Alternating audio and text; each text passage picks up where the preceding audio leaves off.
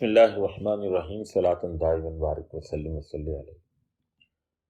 Doctor Azhar Waheed صاحب کی تازہ ترین تصنیف کتاب چہرے سے انتخاب۔ سوال: حضرت واصف علی واصف رحمۃ اللہ تعالی علیہ کا ایک قول ہے کہ لوگوں کی زندگی خوشگوار بناؤ گے تو اپنی زندگی بھی خوشگوار ہو جائے گی، تو یہ کیسے ممکن ہے جبکہ لوگ تو بھلائی کا بدلہ برائی سے دیتے ہیں؟ جواب: لوگوں کی زندگی خوشگوار بنانا ایک ظاہری خدمت ہے، اور اس ظاہری خدمت کی جزا باطنی راحت ہے۔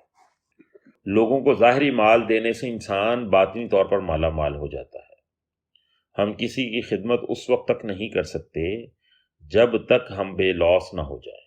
صلے کی تمنا میں کی جانے والی خدمت سیاست ہوتی ہے یا تجارت۔ بے لوث خدمت ایک روحانی تسکین کا باعث ہے۔ انسانوں کی زندگی حقیقی معنوں میں اسی وقت خوشگوار ہوگی جب وہ روحانی طور پر کشادگی کی حالت میں ہوں گے۔ حضرت واصف علی واصف رحمۃ اللہ تعالی فرماتے ہیں کہ جب تک انسان اپنی روح کو بیدار نہ کر لے وہ کوئی فلاحی کام نہیں کر سکتا۔ والسلام۔